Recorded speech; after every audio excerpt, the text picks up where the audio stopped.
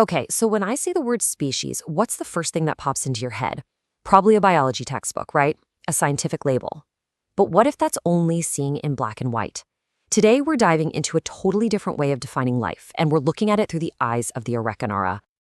So let's just ask it straight up. Is that all a species is? Just a label? I mean, for us, it's pretty straightforward. It's about genetics, physical traits, who can breed with whom. But for the Arreqqanarra, well, that's like trying to describe an entire symphony by just making a list of the instruments. You totally miss the music. And this is where things get really mind-bending. For them, a species isn't just a biological thing, it's an ontological one. It has nothing to do with what you're made of and everything to do with your unique pattern, your vibration within this huge cosmic tapestry they call the threads of creation. It's a total paradigm shift. Now, to really wrap our heads around this, let's start with something we can all recognize: their physical bodies. Let's dig into the biology of what a xenobiologist might call the harmonic human. What's so amazing is how their environment is literally written into their biology. They come from the same ancient stock as us, but their evolutionary journey took a completely different turn. Just imagine faint bioluminescent traces glowing in their veins, the ability to actually feel the hum of electromagnetic fields around them. They're perfectly adapted to their world, and it even gives them these incredibly long lifespans. So if we were to slap a scientific label on them, this is probably what we'd land on: Homo Arreqqanarra, the harmonic human. And it's kind of perfect, isn't it? It acts as a bridge between our way of seeing things and theirs. It acknowledges their biology, sure, but it also hints at that something extra, that essential quality of resonance. All right, we've covered the physical, but that's just scratching the surface.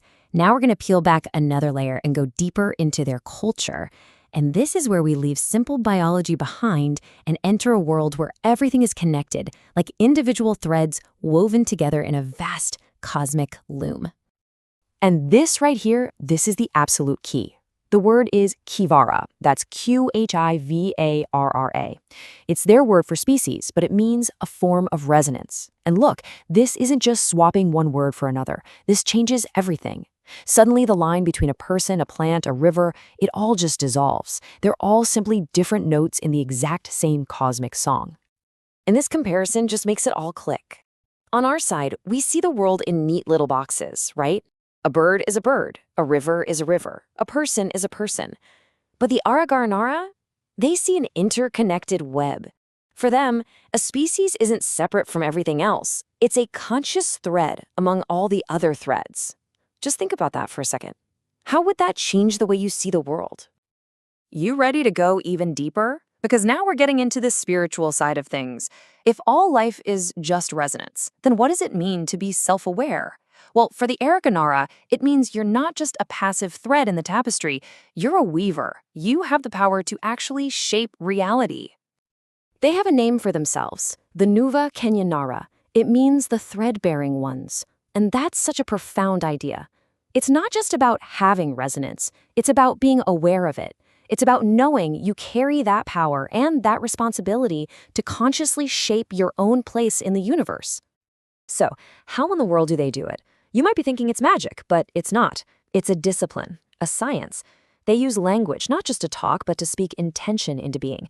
They use chant to literally harmonize frequencies with sound. And, get this, they use mathematics and geometry as a blueprint to structure reality itself. I mean, imagine using geometry not just to draw something, but to stabilize the very energy of a room. It's where science and spirit become the same thing. Okay, let's take a step back for a second. We've looked at the biological, the cultural, and the spiritual. Now let's zoom all the way out and see how all these pieces fit together to form their complete, multi-layered identity on a cosmic scale. This table really lays it all out. So on the purely physical level, they're Homo Arreqqanarra. Look at them through an energetic lens, and they're Kiana Yuva Lather, carriers of a thread soul. On the spiritual plane, they see themselves as children of the loom, the conscious weavers. And on a galactic scale, they're classified as a resonant Type 5 civilization, one that communicates through frequency, not force. It's a completely holistic sense of self. And if you want to boil all of this down to one single, powerful thought, it's this: we are not flesh pretending to be divine. We are resonance pretending to be flesh. Just let that sink in. It flips everything on its head. It suggests this physical body is just a temporary costume, and our true self, our real essence, is something so much bigger. And that really brings us to the final thought, a question that's not just for them, but for us, for you. If you accept this idea that you are a conscious thread in the great loom of reality, then what are you weaving? What pattern are you adding to the whole?